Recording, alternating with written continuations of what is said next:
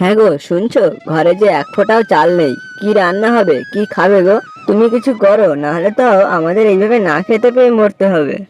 হ্যাঁ, আমিও তো তাই ভাবছি।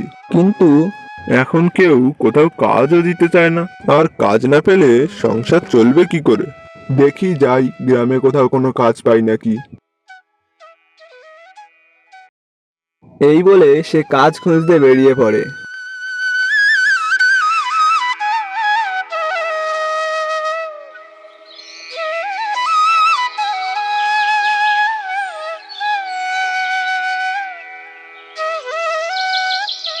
সে যেতে যেতে রাস্তার পাশে একটা চায়ের দোকান দেখে সেখানে যায়।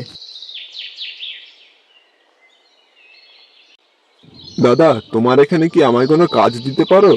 দিলে আমার খুব উপকার হতো। বাড়িতে একটুও চাল নেই, কাজ না করলে আজকে খাওয়াই হবে না। কাজ? না না, আমার এখানে কোনো কাজ নেই। আমার তাই সকাল থেকে কোনো বেচাকেনা হয়নি। আর আমার এখানে তোমায় কাজ দিতে বলছো? না না, তুমি অন্য কোথাও গিয়ে কাজ দেখো। ও, তাহলে আমি অন্য কোথাও গিয়ে কাজ দেখছি। তাই যাও, না হলে আমার এখানে থাকলে তুমি কোনো কাজ পাবে না। তারপর সে সেখান থেকে চলে আসে আর গ্রামের প্রধানের বাড়ির দিকে যেতে লাগে, যদি সেখানে কোনো কাজ পায় এই জন্যে।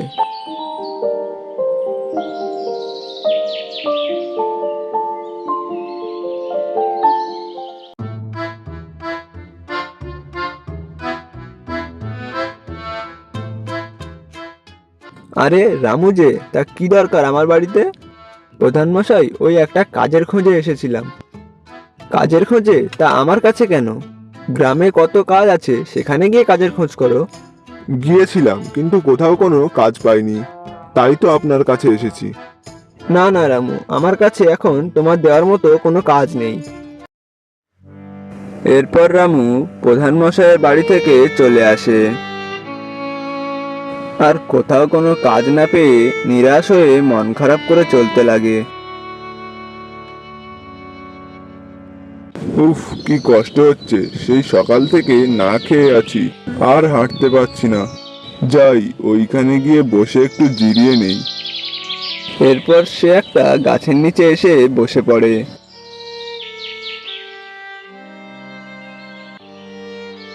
এবার কি হবে? কোথাও তো কোনো কাজ পেলাম না, আর বাড়িতেও তো একটুও চাল বা কোনো খাবার নেই। আর বউটাও সেই সকাল থেকে না খেয়ে বসে আছে আমার আশায় যে আমি কখন কাজ করে সেই টাকা দিয়ে কিছু চাল ডাল কিনে নিয়ে যাব বাড়িতে, আর সেগুলো সে রান্না করবে, আর তারপর দুজন মিলে সেগুলো পেট ভরে খাবো। হে ভগবান, এবার তো আমাদের দিকে মুখ তুলে তাকাও।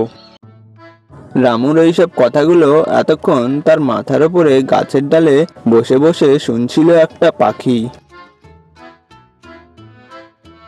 আহারে, লোকটার কথাগুলো শুনে মনে হচ্ছে লোকটা খুবই গরিব আর খুব কষ্টের মধ্যে দিয়ে জীবন কাটাচ্ছে। যাই, গিয়ে লোকটার কিছু সাহায্য করে আসি। এরপর সেই পাখিটি রামুর সামনে এসে বসে। রামু, ও রামু। কে কে কে ডাকলো আমায়? এখানে তো কাউকে দেখছি না। এই তো আমি তোমার সামনে। আরে, এ তো একটা পাখি। হ্যাঁ, আমি একটা পাখি। তুমি কথা বলতে পারো? হ্যাঁ, আমি কথা বলতে পারি।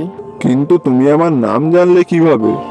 আমি হলাম একটা জাদুই পাখি। জাদুই পাখি? হ্যাঁ, আমি গাছের ডালে বসে বসে তোমার সব কথা শুনেছি। আমি তোমায় সাহায্য করতে এসেছি। সাহায্য? আর তুমি আমায় কি সাহায্য করবে? দেখো না আমি কি করি। এই নাও।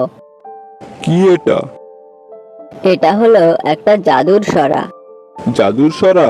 এতে কি হবে? এতে তুমি যা খেতে চাইবে তাই পাবে। কি বলছো, সত্যি? হ্যাঁ, বিশ্বাস না হলে চেয়ে দেখো।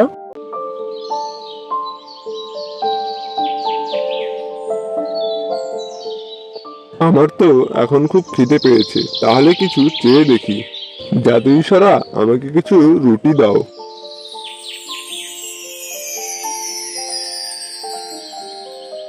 আরে বাহ, সত্যিই তো, যা চাইলাম তাই পেলাম। জাদুই পাখি, তোমাকে অনেক অনেক ধন্যবাদ। এরপর পাখিটি সেখান থেকে উধাও হয়ে যায়।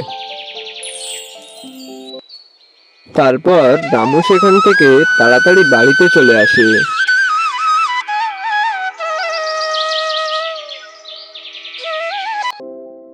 আর এসে তার বউকে সবকিছু বলতে লাগে।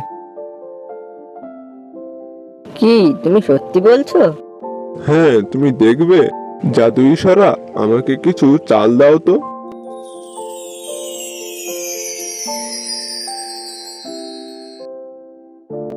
আরে বাহ, এ তো সত্যিই চমৎকার হয়ে গেল। ভগবান, এতদিন পর তুমি আমাদের দিকে মুখ তুলে তাকিয়েছো। এরপর তারা সেই চাল দিয়ে ভাত রান্না করে দুজনে পেট ভরে খায়। আর তারা এরপর থেকে সুখে শান্তিতে জীবন কাটাতে লাগে।